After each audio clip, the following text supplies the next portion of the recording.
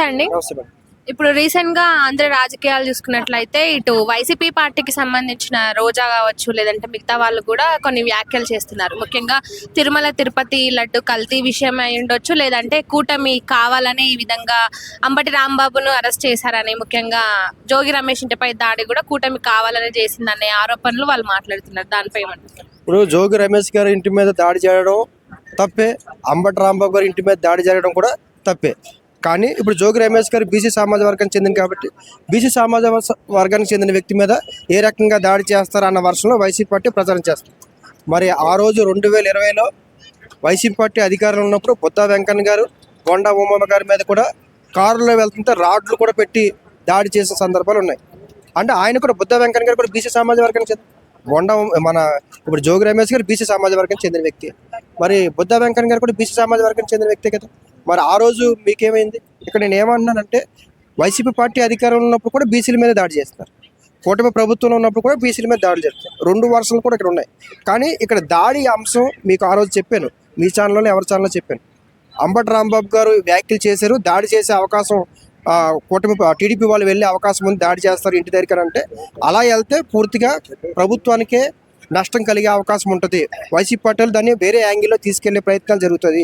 పూర్తిగా కూటమికి అంటే వైసీపీ ట్రాప్లోకి టీడీపీ వాళ్ళు వెళ్ళిపోయారేమో అన్న ఫీలింగ్ కలుగుతుంది. ఎందుకంటే వాళ్ళు రెచ్చగొట్టినంత మాత్రం మీరు రెచ్చిపోతే గవర్నమెంట్ ఆ రకమైన ఎమోషనల్ బ్యాలెన్స్ లేకుండా వ్యవహరిస్తే కనుక పూర్తిగా వాళ్ళకి అనుకూలంగా మారిపోతుందని చెప్పాను నేను. 5 days అంబటి రాంబాబు గారు ఇంకా దాడి జరగలేదు, ఆయన వ్యాఖ్యలు చేసిన అదే రోజు ఈవినింగ్ నేను విశ్లేషణ చేశాను.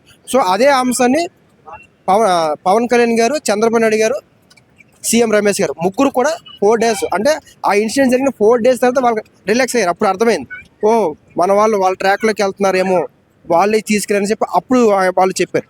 సో పూర్తిగా వైసీపీ వాళ్ళు ఈ యొక్క అంశాన్ని అంటే అంబటి రాంబాబు గారు ఎందుకు దీన్ని హైప్ తీసుకొచ్చారు. సో ఇక్కడ మీకు ఒక స్ట్రాటజీ కూడా చెప్పాను. వైసీపీ పార్టీని ఒక ఓట్ బ్యాంకింగ్ చేయాలని జనసేన పార్టీ బలంగా ప్రయత్నం చేస్తుంది అని చెప్పాను. ఇప్పుడు జనసేన పార్టీ ఒక ఓట్ బ్యాంకింగ్ని కాపు సమాజ వర్గాన్ని ఓట్ బ్యాంకింగ్ చేయాలని చెప్పి ఇప్పుడు వైసీపీ పార్టీ ప్లాన్ చేస్తుంది. సో ఇదే అంశం ఆ రోజు కూడా చెప్పాను. సో ఈ రోజు అదే జరుగుతుంది. ఇప్పుడు ఎవరైతే కాపు సమాజ వర్గం చెందిన అందరూ కూడా మళ్ళీ అంబటి రాంబాబు గారి ఇంటికి వెళ్తారు. సో అంటే ఇదంతా కూడా కాపు సమాజ వర్గాన్ని జనసేన పార్టీ నుంచి డివైడ్ చేయడం కోసం వైసీపీ చేసిన ఎత్తుగడ. సో ప్రధానంగా ఆ వ్యూహంలో ఈ టీడీపీ వాళ్ళు ఆవేశపూర్తిగా వ్యవహరించడం వల్ల వాళ్ళు ట్రాప్లోకి వెళ్ళిపోయారు. వాళ్ళ ట్రాప్లోకి వీళ్ళు వెళ్ళిపోయారు. అంటే వీళ్ళని కూడా టీడీపీ నాయకులు కూడా హెచ్చరించడం జరిగింది కదా, ఈ విధంగా రౌడీ రాజకీయాలను ప్రోత్సహించవద్దు, మీరు ఆవేశపడొద్దు అన్నట్టు కూడా చెప్పడం జరిగింది. చెప్పారు, కానీ ఇన్సిడెంట్ జరిగిపోయింది కదా. ఇప్పుడు దాడి జరిగిన తర్వాత అంబటి రాంబాబు గారు ఇప్పుడు ఏమన్నారు, కాపు నాయకులు అన్నారు. సో గతంలో ఆయన కాపు నాయకుడా కాదా, లేకపోతే ఆ కాపు నాయకుల మీద ఆయన ఏం వ్యాఖ్యలు చేశారనేది కూడా సోషల్ మీడియాలో వీడియో వైరల్ అవుతుంది, నేను కాదనట్లేదు. కానీ ప్రభుత్వం వీళ్ళకున్న వ్యూహం అంటే వైసీపీ పార్టీకి ఒక వ్యూహం ఉంది, ఆ స్ట్రాటజీ ఉంది. ఆ స్ట్రాటజీతోటే అంబటి రాంబాబు గారు ఎందుకు ఈ అంశాన్ని అంత హైప్ చేయాలి? ఇంకా వేరే సామాజిక వర్గానికి చెందిన వ్యక్తి చేయొచ్చు కదా. కాపు సామాజిక వర్గం చెందిన వ్యక్తి ఎంత అయిపోయింది చేయాలి? దానికి ఒక వైసీపీ పార్టీకి ఒక స్టాండ్ ఉంది, ఒక ప్లాన్ ఉంది. ఆ ప్లాన్ ప్రకారమే ప్రభుత్వాన్ని లేకపోతే చంద్రబాబు నాయుడు గారిని అంబటి రాంబాబు గారు వ్యాఖ్యలు చేయడం, ప్రభుత్వాన్ని కూడా రెచ్చగొట్టిన వెంటనే ఈ రకమైన వాతావరణం ఉంటుందని వీళ్ళకి తెలుసు. ఒకవేళ గట్టిగా రెచ్చగొడితే కూడా ఇలాంటి ఇంటి మీద దాడి చేస్తారు, దాన్ని మనం పొలిటికల్గా ఈ రకంగా షిఫ్ట్ చేసుకోవచ్చు అన్న ప్లాన్ వైసీపీ పార్టీకి మొదటి నుంచి ఉంది. అందులో వీళ్ళు సెన్సిటివ్గా వ్యవహరించలేదు, ఆవేశపూర్తిగానే వ్యవహరించారు. దానివల్ల ఇప్పుడు కూటమి ప్రభుత్వానికి అంతా కూడా డ్యామేజ్ అయ్యే అవకాశం ఉంది. ఇప్పుడు జగన్మోహన్ రెడ్డి గారు అదే చెప్తారు, మొన్న నేను జోగి రమేష్ గారి ఇంటికి దగ్గరికి వెళ్ళి కూడా అదే చెప్తారు. సో ఈ అంశాన్ని మళ్ళీ మా గవర్నర్ గారికి రికమెండేషన్ చేసే అవకాశం ఉంటుంది. శాంతి పద్ధతులు విఫలమై రాష్ట్రపతి పరిపాలన పెట్టమని అడుగుతున్నారు. అది చిన్న విషయం కాదు. రాష్ట్రపతి పరిపాలన పెట్టాలి అని ఒక పార్టీ అడుగుతుందంటే అది ప్రభుత్వానికి ఎంత డ్యామేజ్ అంటే చాలా పెద్ద డ్యామేజ్ అవుతుంది. 2 అంశాలు ఉంటాయి, ప్రభుత్వం విఫలమైనప్పుడు వస్తుంది, శాంతి పద్ధతులు ఫెయిల్ అయినప్పుడు కూడా రాష్ట్రపతి పరిపాలన వస్తుంది. సో అంత పెద్ద అంశాన్ని వైసీపీ పార్టీ లిఫ్ట్ చేసింది, చిన్న విషయం కాదు. అంటే ఇది అంతా ఎవరికి ఉపయోగం? వైసీపీ పార్టీకి ఉపయోగం. అంటే వైసీపీ పార్టీ తిరుమల తిరుపతి లడ్డు కల్తీ విషయాన్ని డైవర్ట్ చేయడానికి ఈ విధంగా రాంబాబు ఆ విధంగా టీడీపీ కార్యకర్తలను రెచ్చగొట్టడం కానీ అదంతా గొడవకి అంటే డైవర్షన్ పాలిటిక్స్ కారణంగానే చేశారనుకో. డైవర్షన్ పాలిటిక్స్ కాదు, ఇది చెప్తున్నాం కదా. వైసీపీ పార్టీ యొక్క ఓట్ బ్యాంకింగ్ ని చీల్చాలని జనసేన పార్టీ ప్రయత్నిస్తుంది. ఎందుకంటే వైసీపీ పార్టీ గ్రామాల్లో చాలా బలంగా ఉంది. ఇప్పుడు మనకి next month AP sarpanch elections.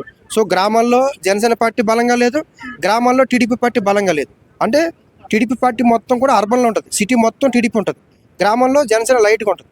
గ్రామాల్లో ఎక్కువగా వైసీపీ పార్టీ ఓట్ బ్యాంక్ ఉంటుంది. ఇప్పుడు గ్రామాల్లో వైసీపీ పార్టీ ఓట్ బ్యాంక్ చీల్చాలంటే టీడీపీ వాళ్ళు కాదు, సో అందుకని వైసీపీ పార్టీ ఓట్ బ్యాంక్ చేల్చాలంటే జనసేన పార్టీ గ్రామాల్లోకి బలంగా వెళ్ళాలి. అందుకే పవన్ కళ్యాణ్ గారికి గ్రామీణ అభివృద్ధి శాఖ ఇవ్వడానికి ఒక ప్రధానమైన కారణం వైసీపీ పార్టీ ఓట్ బ్యాంక్. రేపు అందుకే పవన్ కళ్యాణ్ గారు చాలా సందర్భాలు చెప్తారు, అవసరమైతే వైసీపీ పార్టీ ఓట్ బ్యాంక్ చీల్చడానికైనా మేము ప్రయత్నం చేస్తాం తప్ప మీకు మళ్ళీ మేము అవకాశం ఇవ్వమని.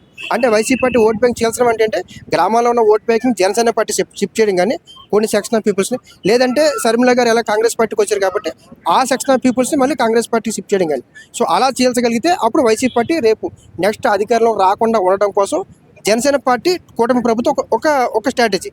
ఈ స్ట్రాటజీ వైసీపీ పార్టీ తెలిసింది కాబట్టి ఇప్పుడు జనసేన పార్టీకి ఒక బలం ఏంటి, కాపు సామాజిక వర్గం.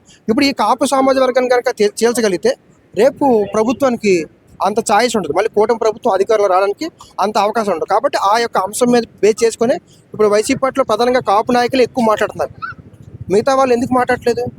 బొత్స సత్యనారాయణ గారు మాట్లాడారు, అంబటి రాంబాబు గారు, గుడివాడ అమర్నాథ్ గారు, వీళ్ళే ఎక్కువ కాపు నాయకులే. వైసీపీలో ఉన్న కాపు నాయకులు ఎందుకు మాట్లాడతారంటే వీళ్ళ మీద దాడి జరిగితే ఖచ్చితంగా ప్రభుత్వంలో ఉన్న పవన్ కళ్యాణ్ గారు కూడా కాపు సామాజిక వర్గానికి కదా, ఎందుకు మీరు ఆ రకంగా సపోర్ట్ చేయట్లేదు, దాడి చేస్తారు. కొత్త సత్యం గారు అందుకే మాట్లాడారు, పవన్ కళ్యాణ్ గారు ఎందుకు స్పందించలేదని అడిగారు.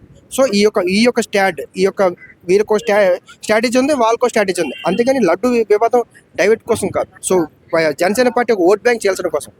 బొత్స సత్యనారాయణ ఆయన రీసెంట్ గా మాట్లాడుతూ జోగి రమేష్ అన్న దాంట్లో ఏం తప్పలేదు, లోకేష్ బాబుకే కాదు చంద్రబాబు కూడా ఇద్దరికి కూడా చిప్ దొప్పింది అన్నట్టుగా ఆయన జోగి రమేష్ మాటలను సమర్థిస్తూ మాట్లాడుతున్నారు. మరి దానిపైన అంటే ఆయన వైసీపీ పార్టీ, ఈయన వైసీపీ పార్టీ.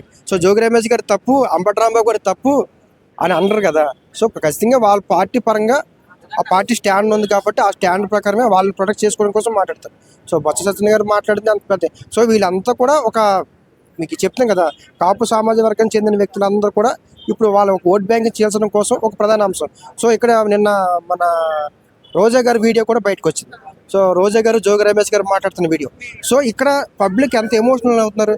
సో కొన్ని జంతువులకు సంబంధించిన కొవ్వు కలిసిందంటేనే కొంత వెంటనే కొంత ఎమోషనల్ ఫీల్ అవుతాం. కానీ వాళ్ళిద్దరు ఎలా మాట్లాడుతున్నారు, ఎంత హ్యాపీగా మాట్లాడుతున్నారు ఆ విషయాన్ని, అంటే ఎంత సెన్సిటివ్ అంశాన్ని ఎంత హ్యాపీగా మాట్లాడతారు. సో అక్కడ అర్థం చేసుకోవచ్చు, అంటే ఎలాంటి వ్యవహార శైలి ఉంది, అంటే ఈ అంశం మీద వాళ్ళకి ఎంత ఏమంటారు దాన్ని నిబద్ధత ఉంటుంది కదా, అది లేదు అనేది అక్కడ క్లియర్గా అర్థమవుతుంది. సో కొంత ఇది అంతా కూడా ఇంకా వెంటనే క్లియర్ అయిపోతుంది.